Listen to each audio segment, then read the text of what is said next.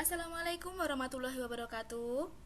Kami dari kelompok 1 akan sedikit memaparkan tentang paradigma psikoneuroimunologi yang diampu oleh Ibu dosen Hikmatun Balighah Nurfitriati.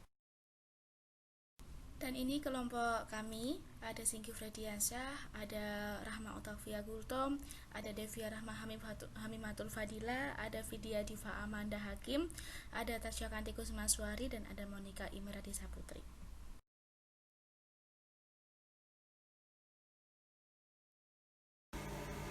Sejarah psikoneuroimunologi. Sejarah dan perkembangan psikoneuroimunologi atau biasa disingkat PNI secara umum sering disebut mind body medicine atau kedokteran pikiran tubuh, yang sebenarnya telah lama dikenal seusia sejarah perkembangan ilmu kedokteran modern.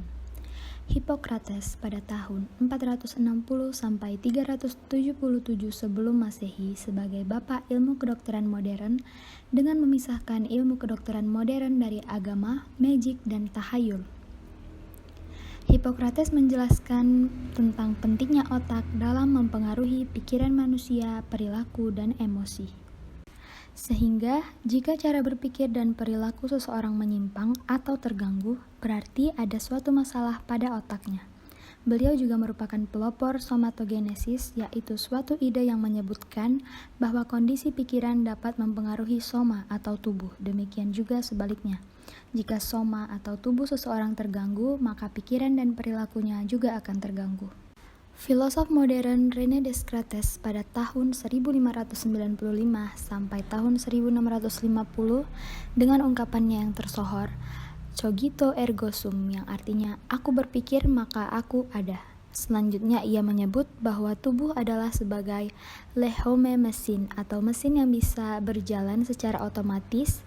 Pada manusia mesin ini diatur atau dikontrol oleh jiwa.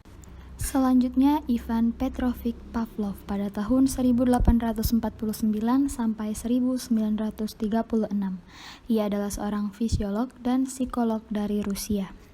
Setelah membaca buku Charles Darwin, ia lebih banyak menekuni ilmu pengetahuan sehingga ia meninggalkan seminari dan pergi ke Universitas St. Petersburg.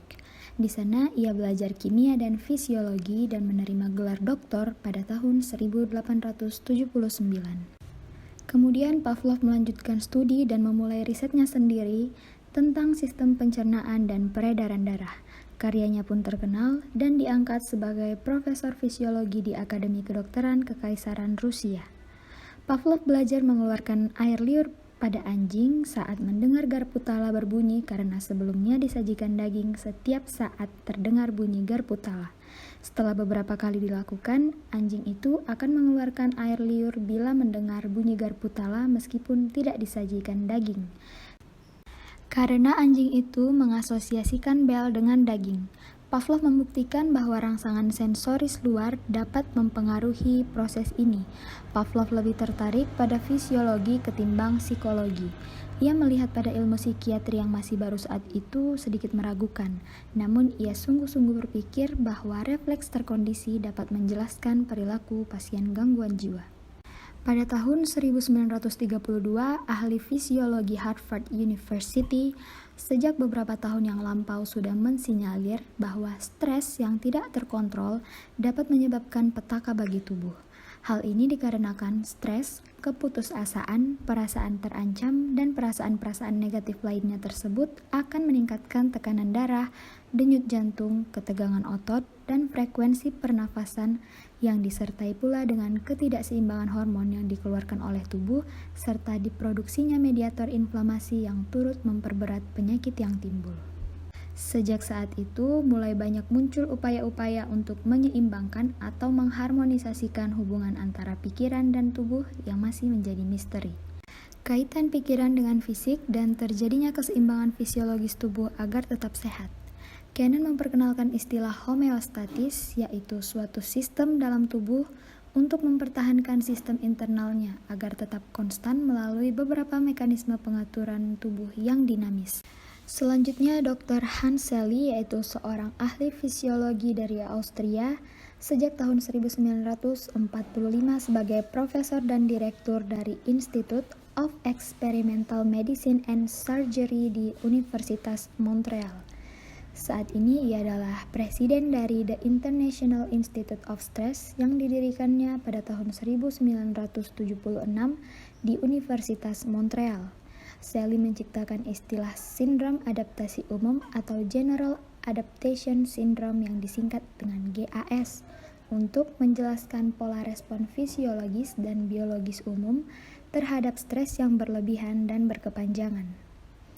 Model GAS menyatakan bahwa dalam keadaan stres, tubuh kita seperti jam dengan sistem alarm yang tidak berhenti sampai tenaganya habis. Dan yang terakhir ada Robert Eder dan Nicholas Cohn pada tahun 1965 dari Universitas Rochester atas dasar penelitian-penelitian yang sebelumnya memperkenalkan istilah psikoneuroimunologi dengan mempergunakan konsep dasar dari Pavlov tentang pengkondisian dan perilaku dengan menghubungkan behavior, neuroendokrin, imun sistem, yaitu suatu kajian yang melibatkan perilaku, neurologi endokrin, dan sistem imun. Selanjutnya, konsep ini banyak digunakan pada penelitian dan pengantar psikoneuroimunologi, serta banyak temuan yang memperkuat keterkaitan stres terhadap berbagai patogenesis penyakit termasuk infeksi dan kanker. Dengan temuan-temuan terbaru dan sesuai dengan paradigma PNI bahwa imunoregulasi tidak otonom karena melibatkan sistem lainnya.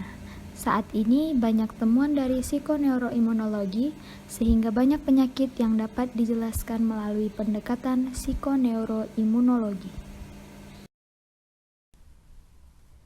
Oke, di sini saya akan sedikit menjelaskan tentang pengertian psikoneuroimunologi yang sering kita sebut itu PNI.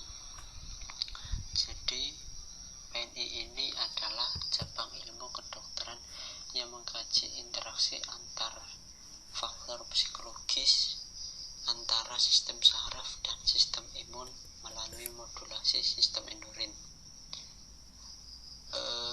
Kepentingan utama PNI adalah interaksi antara sistem saraf dan kekebalan dan hubungan antara proses mental dan kesehatan tubuh kita.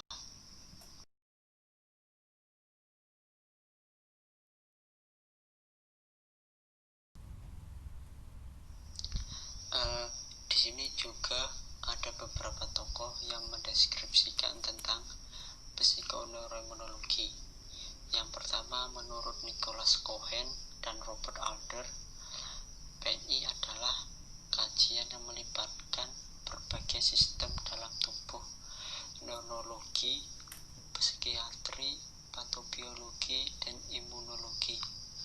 Konsep psikoneuroimunologi ini muncul saat adanya penelitian tentang hubungan antara stres dengan kekebalan tubuh, di mana di situ ditemukan bahwa stres itu bisa menyebabkan turunnya imunitas tubuh kita. Untuk yang kedua itu adalah menurut Martin. Martin mengemukakan ide dasar psikoneuroimunologi itu sistem kekebalan ditentukan oleh status emosi, lalu stres dapat meningkatkan kerentangan tubuh terhadap tubuh kita. Jadi orang yang gampang stres itu menjadikan tubuh kita itu rapuh, kerentangan tubuh itu menjadi rapuh.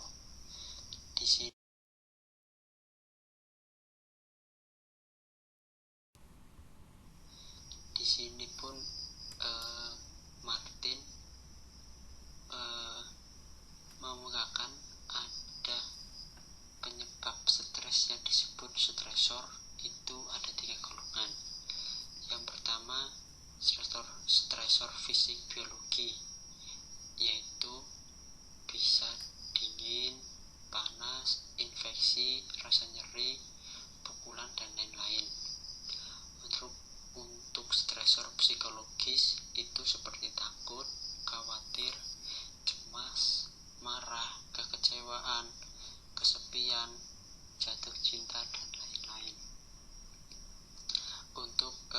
stresor budaya itu seperti perceraian, perselisihan, dan lain-lain. Mungkin stres itu merupakan kondisi dinamis dalam tubuh kita menghadapkan berbagai stresor, baik stresor psikologis, fisik, biologis, lingkungan ataupun sosial yang dapat mempengaruhi sistem saraf serta sistem neuroendokrin yang pada akhirnya membangkitkan respon sistem imun. Seperti juga organ lainnya itu seperti kulit dapat berfungsi sebagai cermin keadaan mental dan psikologi seseorang. Mungkin itu saja tentang pengertian psikoneuroimunologi. Mungkin cukup sekian dan terima kasih. Selanjutnya yaitu konsep psikoneuroimunologi. Nah, pengetahuan mengenai sistem imunitas atau kekebalan tubuh serta cara tumbuh itu muncul terlebih dahulu dan pada akhirnya terus dipelajari dan dipelajari. Hal ini terkait pula dengan interaksi sistem fisiologis, termasuk sistem syaraf pusat. Fokus terpenting dalam bidang neuroimunologi adalah menguraikan cara sistem kekebalan mempengaruhi fungsi sistem syaraf. Kemudian perilaku juga kesadaran melalui modulasi sitokin dan hormon, terutama hormon stres seperti kortikosteroid. Nah, karena hubungan antara sistem kekebalan tubuh dan fungsi otak telah ditemukan, riset kemudian meluas pada psikoneuroimunologi yang sebagaimana diketahui secara spesifik menangani peranan sistem kekebalan dalam kegangguan kejiwaan, termasuk depresi dan kecemasan. Konsep psikoneuroimunologi bukan merupakan penyatuan atas 3 hal loh, psiko, neuro, dan imun, melainkan akan tetapi komplementasi ketiga disiplin ilmu yang menetapkan sistem syaraf sebagai pusat titik tangkap.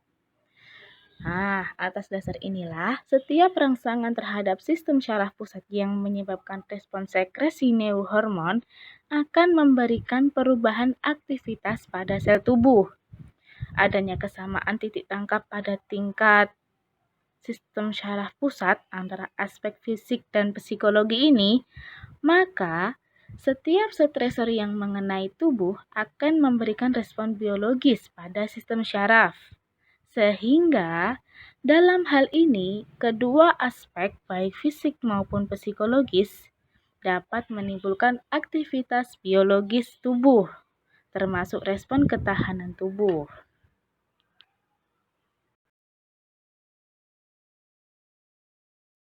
Selanjutnya, kita akan membahas mengenai ruang lingkup psikoneuroimunologi. Mengenai psikoneuroimunologi, setidaknya kita akan mengkaji mengenai 3 hal pokok yang saling terkait satu dengan yang lainnya. Yang pertama yaitu psikologi. Psikologi merupakan ilmu yang mempelajari tentang jiwa seseorang atau juga dapat diartikan sebagai ilmu yang mempelajari mengenai perilaku dan proses mental manusia. 2. Neurologi merupakan ilmu yang berkaitan tentang struktur, fungsi, penyakit, serta gangguan pada sistem saraf. Sistem saraf ini meliputi sistem saraf pusat yaitu otak dan sumsum tulang belakang, di mana ini merupakan pusat integrasi dan kontrol seluruh aktivitas tubuh manusia serta juga dalam sistem saraf perifer, yakni kranial dan spinalis, yang merupakan garis komunikasi antara saraf pusat dan tubuh. Yang ketiga yaitu imunologi.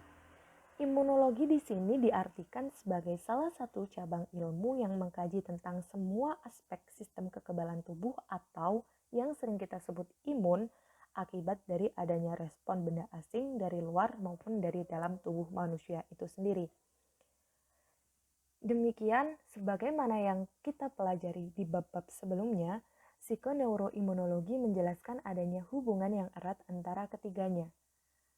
Di luar hal tersebut, kami mengutip beberapa ruang lingkup pemahaman mengenai psikoneuroimunologi. Yang pertama, psikoneurologi dalam bidang kesehatan. Dalam hal ini lebih berorientasi pada bagaimana saraf berkaitan dengan kestabilan jiwa. Hubungan antara psikoneurologi dan kesehatan secara terang mengikat bagaimana manusia secara lahir dan batin dapat dideteksi sebagai suatu keseimbangan sinyal yang ada dan harmoni. Psikoneurologi dan kesehatan dalam hal ini menjadi alat bantu manusia untuk melihat dirinya dari sisi sistem saraf dan jalurnya untuk menemukan kedamaian jiwa. Yang kedua yaitu imunitas dalam psikoneuroimunologi.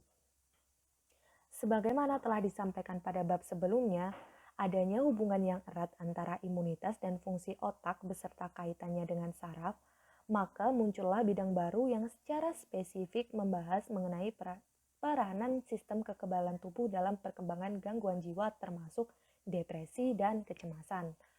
Oleh sebab itu, dari beberapa sumber yang kami kutip, berpendapat bahwa suasana hati seperti halnya stres, takut, cemas, itu mampu menurunkan sistem imunitas seseorang, sedangkan kondisi psikologis yang tenang dapat menyebabkan sistem saraf mengeluarkan endorfin atau hormon dalam tubuh untuk mengendalikan stres dan luka. Poin ketiga sekaligus poin terakhir dalam penjabaran kami, yakni jiwa, sistem saraf, dan imunitas dengan kaitannya pada penyakit. Dalam psikoneuroimunologi ini juga membahas kaitan ketiganya yang mana orang pada umumnya tidak menyadari kaitannya. Oleh sebab itu, di dalamnya pun membahas mengenai bagaimana penyakit yang menyerang tubuh manusia yang berkaitan dengan ketiga pokok bahasan psikoneuroimunologi tersebut. Selanjutnya adalah mengenai tujuan psikoneuroimunologi yang akan dilanjutkan oleh rekan saya.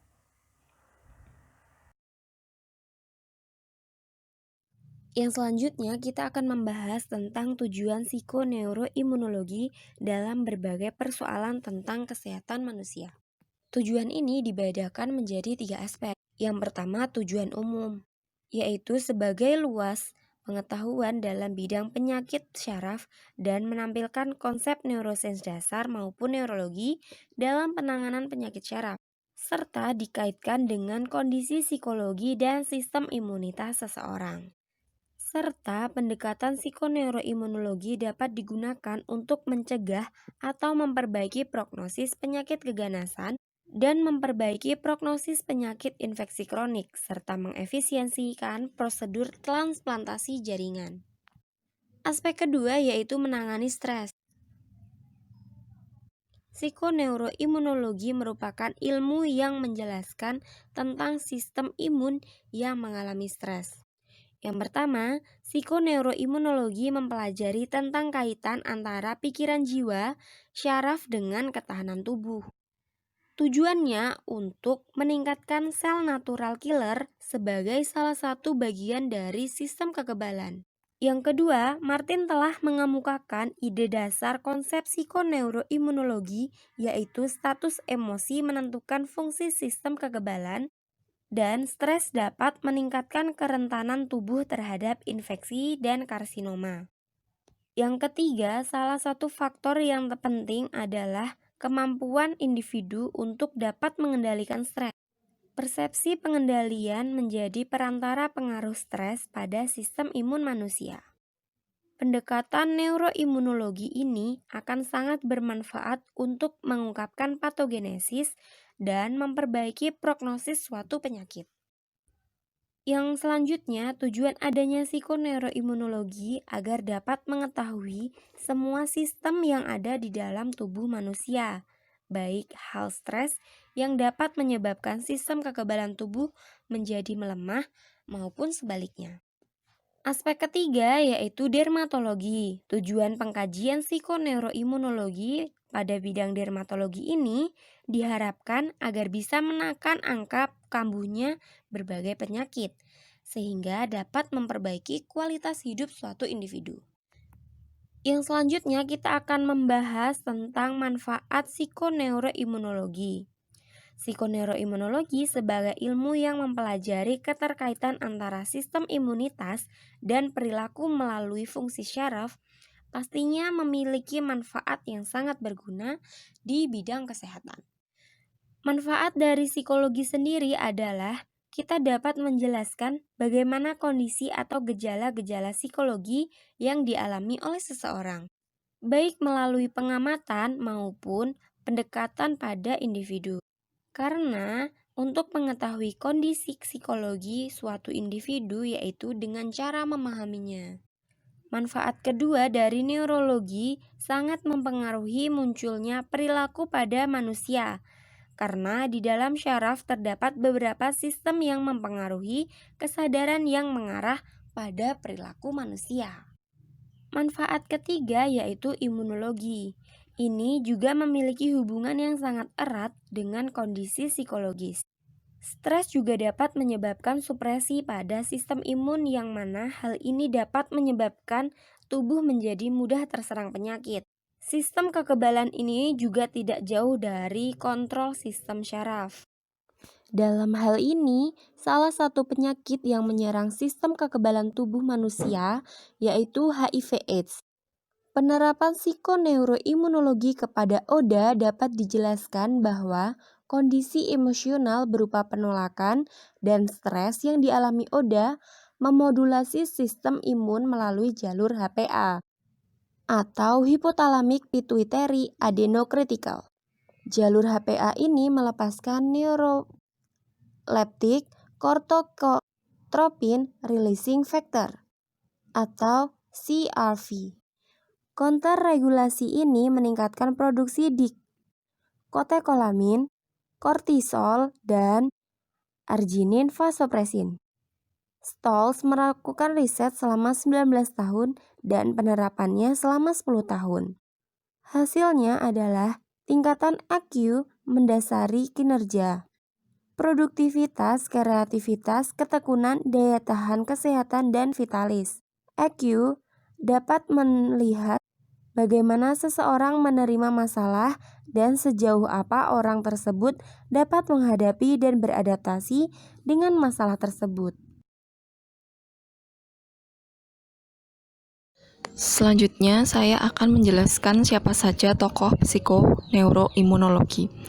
Yang pertama yaitu Claude Bernard. Bernard lahir pada 1 Juli 1813 di Saint-Julien, Prancis, dan merupakan ahli fisiologi eksperimental yang menyarankan penggunaan eksperimen buta untuk menjamin objektivitas pengamatan ilmiah. Hipotesisnya yang terkenal adalah tentang milieu interior, atau sekarang dikenal dengan homeostasis.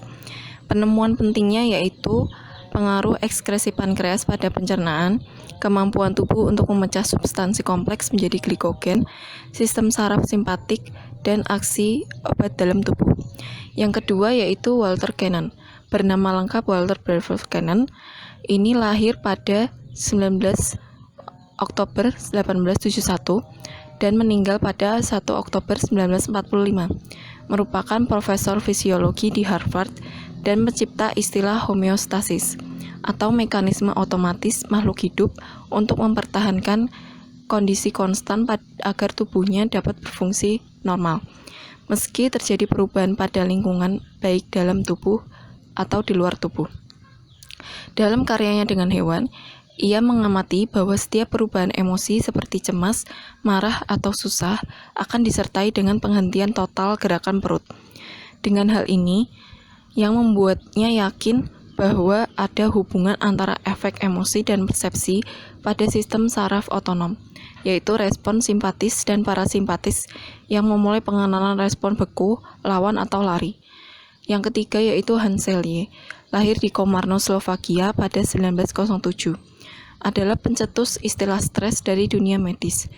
Hal ini karena ia menyadari bahwa separah apapun penyakit yang diderita pasiennya, mereka punya satu kesamaan, yaitu mereka terlihat sakit dan tersiksa. Lalu ia berpikir bahwa ada yang membuat mereka berada dalam tekanan fisik. Awalnya penelitian stres biologis dieksplorasi oleh Claude Bernard, lalu dikembangkan Cannon hingga pada masa Selye. Kontribusinya sangat signifikan khususnya di bidang psikologi.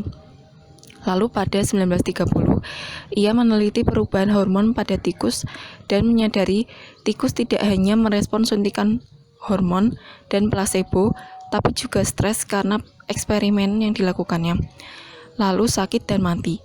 Kemudian ia menemukan dan menggambarkan General Adaptation Syndrome atau respon tubuh pada tuntutan yang diberikan padanya. Sindrom ini merinci bagaimana stres menginduksi respon otonom hormonal dan perubahan hormon ini dapat menyebabkan tekanan darah tinggi, radang sendi, penyakit ginjal, dan reaksi alergi. Istilah stres dipinjam dari bidang fisika yang digambarkan dengan gaya yang menghasilkan regangan pada tubuh fisik. Yang keempat yaitu Robert Adler dan Nicholas Cohen. Adler lahir pada 20 Februari 1932 di New York dan meninggal pada 20 Desember 2011 di Pittsford. Ia merupakan psikolog juga profesor emeritus di University of Rochester Medical Center. Sedangkan Cohen adalah profesor emeritus mikrobiologi dan imunologi, juga seorang kolaborator Adler saat menemukan bidang psikoneuroimunologi.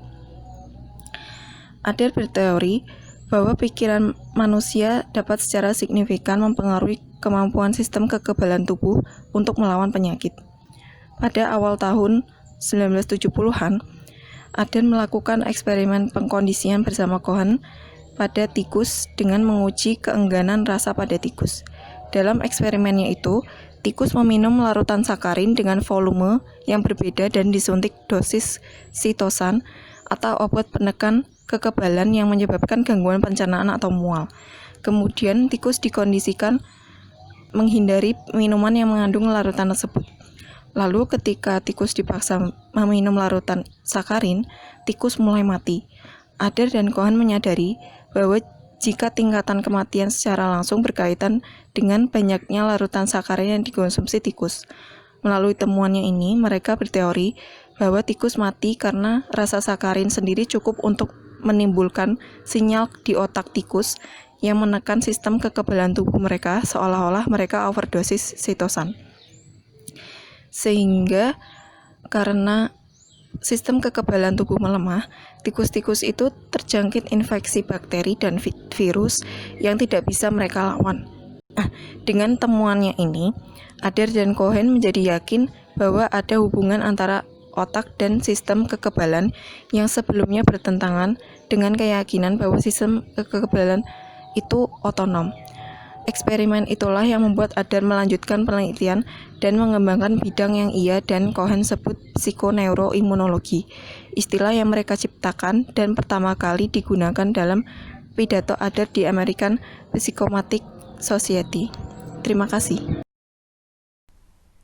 Baiklah, sekian dari presentasi kami. Kurang dan lebihnya mohon maaf sebesar-besarnya. Bila ada kelebihan, ya alhamdulillah. Kalau ada kekurangan, ya mohon maaf sebesar-besarnya ya. Sekian, wassalamualaikum warahmatullahi wabarakatuh.